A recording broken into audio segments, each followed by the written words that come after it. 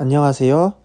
오늘은 지식산업센터 취득 시 세금 관련 내용을 담아보려고 합니다.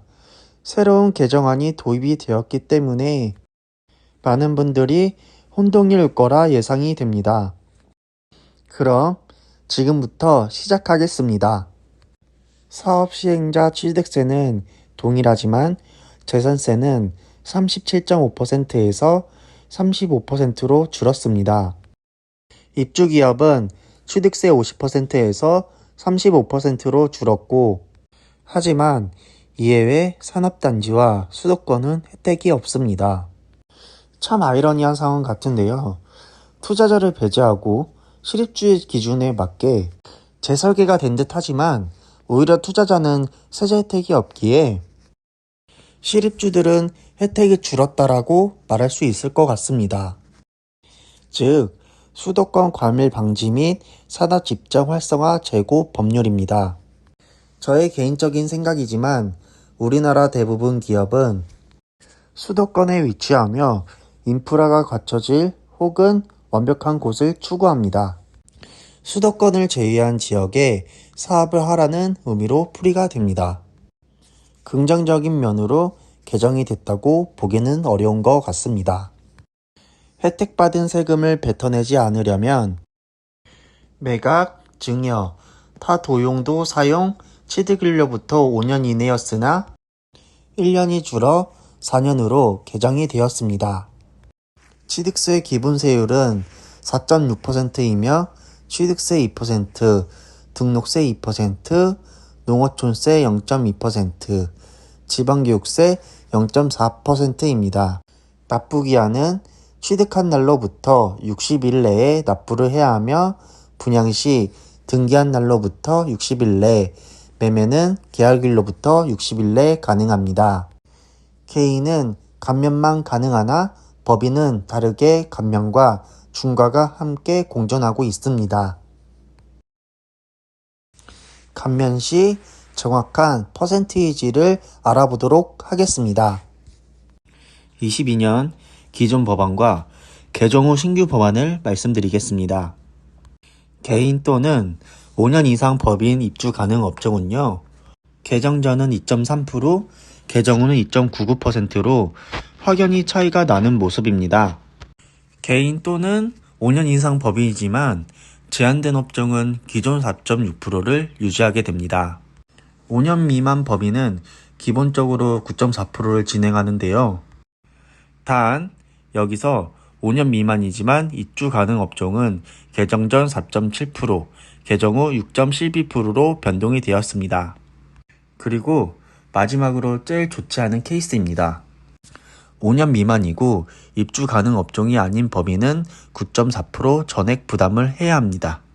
하지만 지역에 대한 중과가 남아 있는데요. 첫 번째로는 대도시가 아닌 지역에서 대도시로 이전 시, 두 번째는 성장관리 권역에서 과밀억제 권역으로 이전 시, 세 번째는 과밀억제 권역에서 본점 설립 후 5년 미만 법인이 추가적으로 지식산업센터 취득 시, 마지막으로 서울 외 지역에서 서울로 이전 시 중과가 됩니다. 당연히 부동산을 구매했으면 인지세 또한 빠질 수 없는 부분입니다.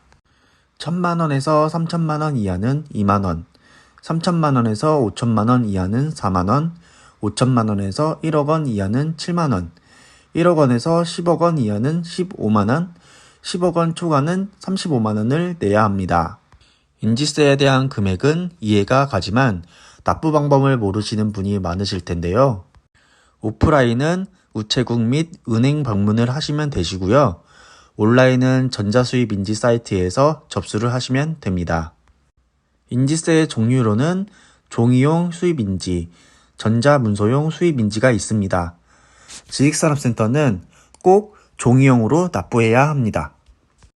모든 정보가 중요하기는 하지만 마지막으로 꼭 입력을 해야 되는 정보만 정리해 드리도록 하겠습니다. 취득세를 어렵게 감면을 받았지만 토해내는 경우가 번번이 일어나고 있습니다. 이를 방지하기 위해서는 첫 번째, 기존에는 5년 이상 신고된 업을 유지하거나 사업장 이전을 하지 말아야 했으나 2023년 1월 1일부터 4년으로 개정이 되었습니다. 두 번째, 최초로 등기한 물건 한해서만 가능합니다. 예를 들어 분양권 전매, 신규 분양, 이에 해당한 물건입니다. 개정한 이유는 지식산업센터는 산업 기반을 위한 물건이지만 투기, 투자를 방지하기 위해 개정이 되었습니다. 즉, 수도권 과밀 방지 및 산업 집점 활성화 제고입니다. 부가세 환급 안내입니다. 기본세율은 건물분의 10%만 해당되고요. 토지분은 이에 해당이 되지 않습니다. 그리고 부가세는 꼭 환급을 받으셔야겠지요.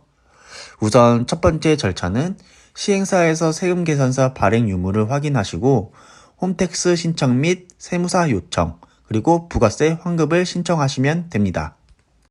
여기서 특이사항은 부가세 환급금이 2천만 원 이상일 경우 환급계좌 개설을 해야 하며 2천만 원 미만은 하지 않으셔도 됩니다. 부가세 조기 환급 기간은 세금계산서 발행 일탈 25일 이내 신청이 가능하며 신청 기한 기준으로 15일 내 환급이 가능합니다. 여기서 꼭 주의할 상황은 조기 환급을 신청을 해서 환급을 받았는데 그거를 잊으시고 다시 환급 신청을 하시면 가산세가 붙게 됩니다. 그래서 불안하신 분들은 정기신고를 많이들 하시는데요. 정기신고 기간은 1월 25일, 작년 7월 1일부터 12월 31일 발행된 세금계산서 일괄 신고가 가능합니다. 7월 25일은 금년연도 1월 1일부터 6월 31일 발행된 세금계산서 일괄 신고가 가능합니다.